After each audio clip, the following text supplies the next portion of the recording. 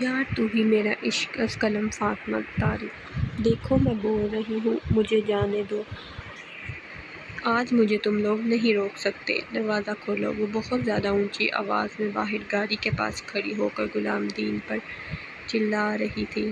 دیکھیے میڈم جی، صاحب جی نے بولا ہے کہ آپ آج باہر نہیں جائیں گی، آپ کی جان کو خطرہ ہے، اگر میں نے آپ کو جانے دیا تو صاحب جی ہمیں نوکری سے نکال دیں گے۔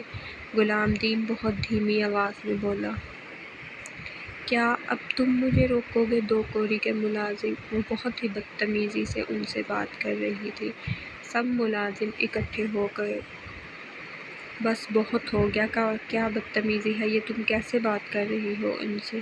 داخلی دروازے سے سعدیہ بیگم نکلتی ہوئی بولی۔ اوہ ریئلی، اب آپ مجھے بتائیں گی کیسے بات کرنی ہے مسز شاہ؟ وہ ایک آئی برو اٹھا کر طنزیہ انداز میں بولی۔ ہاں بتاؤں گی، میں ہی بتاؤں گی، ماں ہوں میں تمہاری، اور تم باہر نہیں جاؤ گی، سعدیہ بیگم بہت غصے سے بولی۔ ماں؟ واہ واہ، ماں نہیں ہیں آپ، سوتیلی ماں ہیں آپ، سوتیلی، سمجھ میں آئی آپ کو؟ اور زیادہ حق جتانے کی ضرورت نہیں کہ میں نے اجازت نہیں دی، وہ اونچی آواز میں چیخ رہی تھی، اور آپ مجھے نہیں روک سکتی۔ یہ کہتے ہی وہ غلام دین سے گاڑی کی چابی چھین کر گاڑی لے کر چلی گئی۔ پیچھے سعدیہ بیگم روکتی رہ گئی۔ مجھے روکیں گے؟ عنایہ سلیمان کو بیوقوف ہیں سب کے سب۔ وہ کافی غصے میں تھی اور گاڑی کی سپیڈ بہت زیادہ تھی۔ کیا تماشا لگا کے رکھا ہے؟ میں گھر سے باہر نہیں جا سکتی، یونہی نہیں جا سکتی، دوستوں سے نہیں مل سکتی، گھر میں 10 دنوں سے قید کر کے رکھا ہے،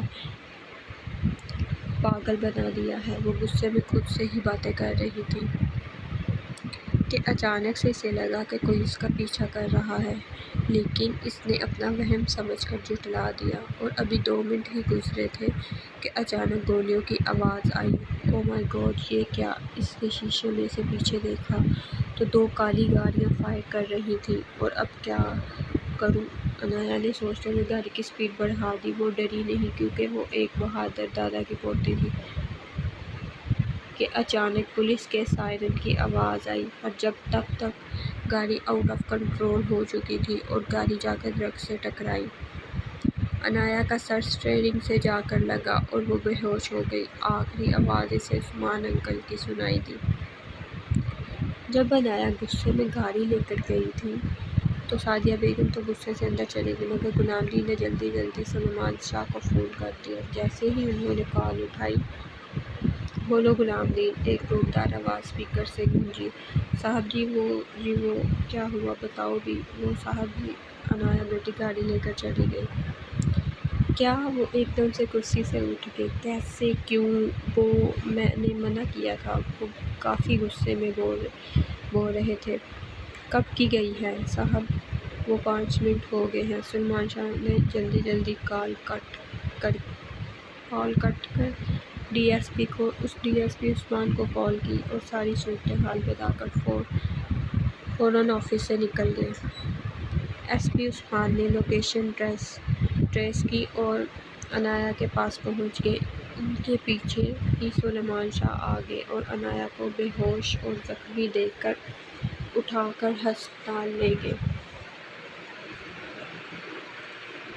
اس ظالم اور اس کے ساتھیوں کا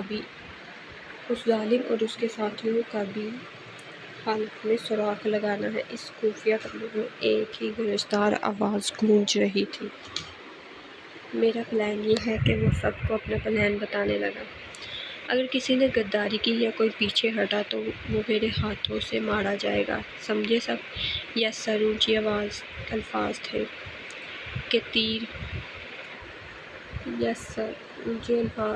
تھے کہ تیر سب کے رونگٹے کھڑے ہو گئے، کیونکہ سب جانتے تھے کہ وہ کسی سے بچا جا سکتا ہے لیکن اس انسان سے نہیں جس سے کچھ بھی چھپانا مطلب خود کی موت۔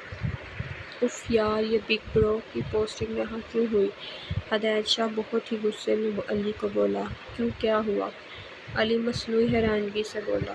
کیا تم نہیں جانتے؟ اب میری زندگی کے سارے عیاشی کے دن ختم ہو گئے، میرے وہ خوبصورت دن، جب دل کرے آؤ ڈیوٹی پہ یا جاؤ، وہ لڑکیوں سے باتیں، دوستوں کے ساتھ چل کرنا، ہائے علی کچھ مت پوچھو، بہت ظلم ہوا ہے تیرے بھائی کے ساتھ، بہت زیادہ۔ وہ فل ڈرامائی انداز میں اپنا دکھ بتا رہا تھا اور علی کا ہنس ہنس کے برا حال تھا کہ اچانک پیچھے سے آواز آئی، اچھا جی اتنا برا ہوں میں کہ میرے آنے سے تمہاری دہائیاں ہی ختم نہیں ہو رہی؟ شان نے مصنوعی غصے سے پوچھا۔ او بھائی آپ، میں نے تو کچھ نہیں کہا۔ اچھا تو میں نے ایسے ہی سن لیا۔ ہدایت کا منہ پھول اتر گیا تھا کہ علی اور زاویہ شاہ کا قہقہ زور سے بلند ہوا۔ چل ڈرامے باز، چل گھر چل، اماں انتظار کر رہی ہوں گی۔ پھر دونوں وہاں سے گھر کو نکل گئے۔ جاری ہے اس ناول کا اگلا قسط جو ہے وہ کل آئے گی، تو آپ میرے چینل کو فالو کریں۔ کل اسی ٹائم میں اس ناول کی دوسری قسط پوسٹ کروں گی، روز اس کی قسط آیا کرے گی۔